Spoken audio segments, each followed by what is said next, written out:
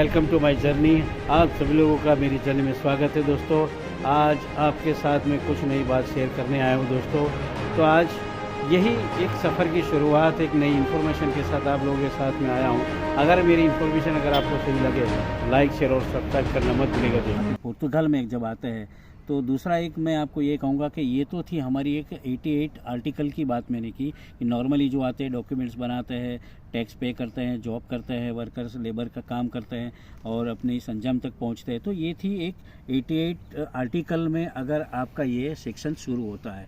तो दूसरी बात हम काफ़ी यहाँ पे इस पुर्तगाल सरकार ने आर्टिकल हैं। अगर कोई चाहता है कि मैं पुर्तगाल में आके सीधा मैं कुछ बिज़नेस करना चाहता हूँ तो उसके लिए भी एक बहुत ही यहाँ पे एक सरकार ने हमें एक मौका दिया है। तो एक ऐसा आर्टिकल है जो 89 आर्टिकल है। मैंने काफ़ी आर्टिकल की मैंने बात करने का मैंने आपको कहा था।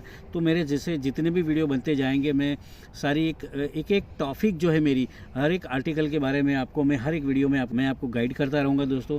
तो ये थी 88 की। अब आई बात 89। अगर कोई भी बंदा ये चाहता है कि अगर मैं पुर्तगाल में आके कुछ बिज़नेस करना चाहता हूँ, यहाँ के सीधा अपने डॉक्यूमेंट्स बनाता है जैसे नॉर्मली बनता है वैसे अगर अपना ये डॉक्यूमेंट्स बना सकता है। बनाने के बाद 89 में आपको सारा डॉक्यूमेंट्स बना के आपको जो भी डॉक्यूमेंट आता है फिनांस में यहाँ पे जाके आपको सबसे पहले यहाँ से किसी से गाइडलाइन लेनी है कि मैं बिज़नेस कैसे कर सकता हूँ और बिज़नेस क्या कर सकता हूँ। यहाँ पे नॉर्मली इन्वेस्टमेंट में कैसे मैं बिज़नेस कर सकता हूँ। तो यहाँ पे बिज़नेस करने की अपॉर्चुनिटी है, लेकिन आपको कम से कम कोई भी बंदा अगर शुरुआत कर सकता है या सुपर मार्केट है या रेस्टोरेंट है या कोई भी मतलब काम शुरू कर सकते हैं तो नॉर्मली 15 से 20 हज़ार यूरो आपको लेके आना है। अगर अच्छा खासा बड़ा बिज़नेस करना है तो कम से कम 25-30 हज़ार यूरो चाहिए। और कैसे भी करके भी आपको नॉर्मली अगर स्टार्ट करते हैं तो 15-20 हज़ार से आप शुरू कर सकते हैं। तो 89 आर्टिकल में आप जाके सारी जानकारी ले सकते हैं। यहाँ पे आपको सारी जानकारी मिल भी सकती है और कुछ नॉर्मली पेपर है उसको फिनांस में जाके आपको कुछ रजिस्ट्रेशन करवाना है। आपकी जो एक्टिविटी है सबसे बड़ी तो वो एक्टिविटी आपको ओपन करनी है। एक्टिविटी में जाके आपको जैसे एक्टिविटी ओपन करने के बाद आपके सारे डॉक्यूमेंट्स आपको सबमिट करना है और एक्टिविटी में जब सबमिट होने के बाद आपको सारे पेपर मिलेंगे एक्टिविटी के नाम से।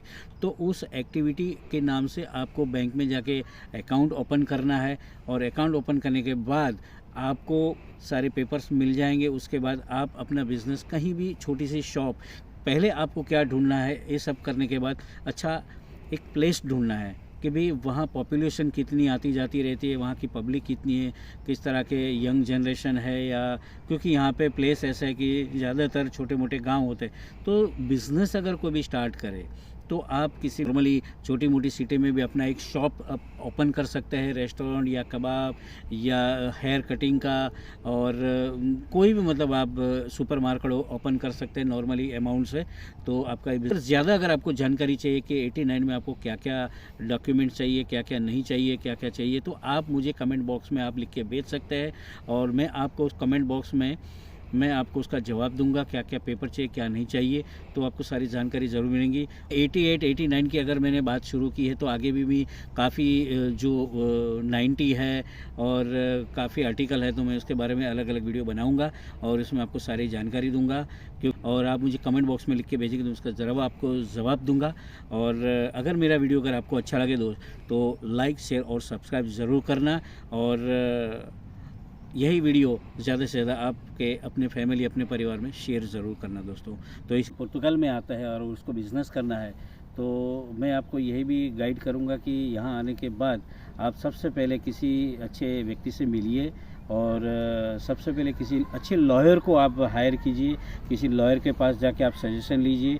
जो भी सारा काम पेपर वर्क करेगा आपको लॉयर करेगा और यहाँ पे जैसे लॉयर है सारी जानकारी देंगे और वही है जो यहाँ पे सारा पेपर वर्क आपका बिज़नेस के बारे में आपको ज़रूर करेंगे और उसी के माध्यम से आपका ये सारा काम स्टार्टअप होगा। तो मैं उम्मीद करता हूँ आप उनकी मुलाकात कीजिए और बाकी अगर जानकारी चाहिए तो मैं आपको ज़रूर देता रहूँगा। काफ़ी लोग जर्मन, फ्रांस वगैरह, पोलैंड वगैरह सारी कंट्री में पहले से जा चुके हैं, पहले से रहते हैं। तो आखिर में वहाँ पे उस कंट्री में जाने का यही बात होता है कि ज़्यादा पैसा कमाना।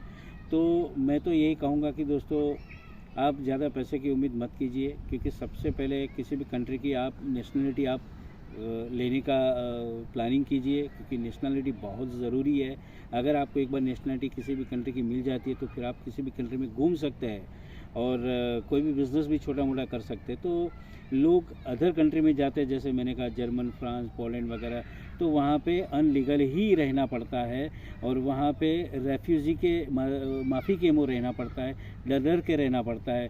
तो जो भी पहले से वहाँ रहे, तो मैंने तो आज तक यही देखा है कि जो भी रहते हैं आखिर में अपने वतन जिसको वापस जाना है, कई सालों से वहाँ लोग रहते हैं, 8-10 सालों से, तो आखिर में उनको भी अगर अपने देश जाना है तो पोर्तुगल में ही उसको वापस यहाँ पे आना पड़ता है। और पोर्तुगल में आके अपने लीगल डॉक्यूमेंट्स बना के, इस पोर्तुगली एक माध्यम है कि अपने फैमिली के पास जाने का एक अवसर देती है। और पोर्तुगल भी ऐसा एक कंट्री है, पीसफुल कंट्री है, और यहाँ पे सारे फैमिली अपने माँ बाप, भाई बहन से, सारे परिवार से, ऐसी एक कंट्री है कि यहाँ सबको यहाँ मिलाने का काम करती है दोस्तों। तो मैं आप लोगों को यही गाइड करूँगा कि ज़ीरो क्राइम है और यहाँ पे आइए, पोर्तुगल बेस्ट कंट्री है। तो आप यहाँ बेझिझक रह सकते हैं और अपने फैमिली के साथ ज़रूर मिल सकते हैं।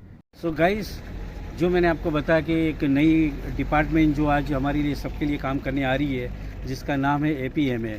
फुल अगर उसका नाम अगर हम देखने जाए तो Portuguese agency for migration asylum करके ये उसका फुल नेम होता है।